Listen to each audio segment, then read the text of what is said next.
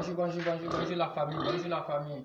Voilà, partagez, abonnez-vous sur ma page YouTube, c'est Fils Bakou, entrepreneuriat, entre parenthèses, entrepreneur tout terrain. Voilà.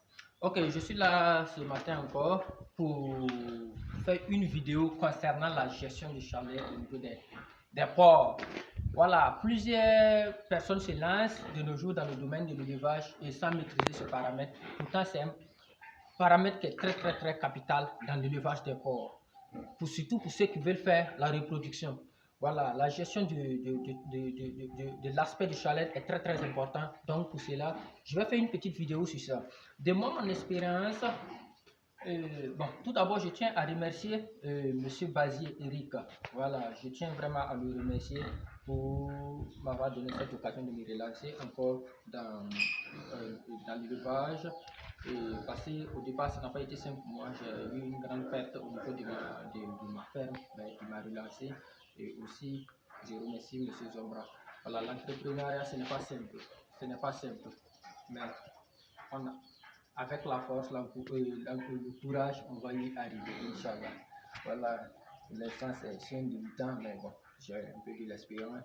Voilà, en matière de gestion du chalet concernant chez les truies, disons que les porcs sont un peu pareils que chez les hommes. Voilà, parce que quand on parle de chalet, c'est quoi? C'est une période à laquelle où on peut faire accoupler un porc. Et beaucoup de personnes ne maîtrisent pas ce paramètre. Et chez les porcs, le chalet intervient à chaque 21 jours. Chaque 21 jours et ça peut durer de 2 à 3 jours. Si cet intervalle passe, il faut attendre 21 jours encore. Voilà. Quels sont les signes qui montrent que une truie est à chaleur? De mon expérience, mes expériences, je vais vous développer trois volets. Voilà. Le premier volet, c'est au niveau de la vulve. Voilà, parce que dès qu'une truie est en chaleur, la vulve devient rouge et elle sort. Elle devient rouge vif et elle sort. Contrairement à l'aspect au moment où elle n'était pas encore en chaleur.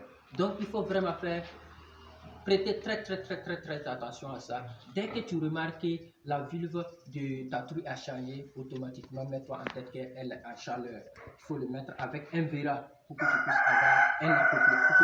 puisses avoir un accouplement.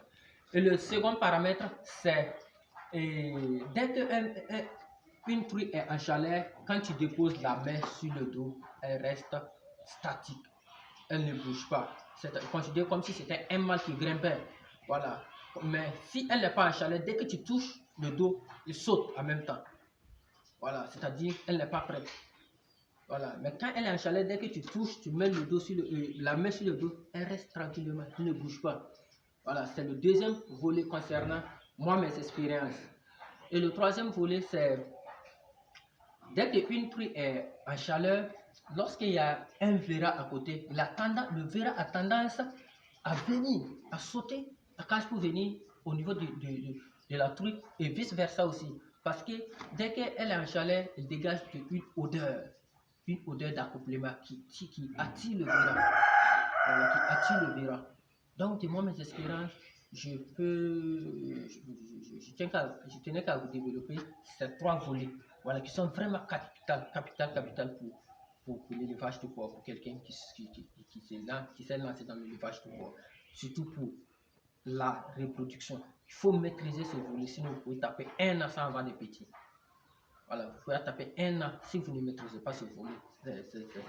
C'est pas la peine. C'est pas la peine. Et aussi, pour ceux qui maîtrisent bien, il n'est même pas conseillé de mettre le verra et puis la truie dans la même loge. Voilà, dans la même loge. Il faut juste attendre le moment de chaleur et mettre la truie au niveau du verra. Parce que si tu les mets ensemble, le verra aura chaque fois tendance à grimper et ça va toujours fatiguer. La femelle n'étant pas en chaleur, elle ne va pas accepter et ça va toujours causer de la bagarre entre eux. Pour cela, il faut juste remarquer le moment de chaleur et amener la truie vers le verra. Ce n'est pas conseillé d'amener le verra vers la truie parce que le Vera, il est bien adapté à là où il vit. Voilà, il est bien adapté là-bas. Il faut amener, pour avoir un bon accouplement, il faut toujours amener la truie vers le Vera. Voilà. C'est cette petite vidéo que j'avais à vous dire, à vous faire concernant la gestion de chaleur. Merci beaucoup. Partagez, partagez, likez, partagez, partagez, partagez. C'est toujours Bako, le fils Bako, l'entrepreneuriat, un jeune entrepreneur, un jeune qui s'est lancé dans le domaine de l'entrepreneuriat.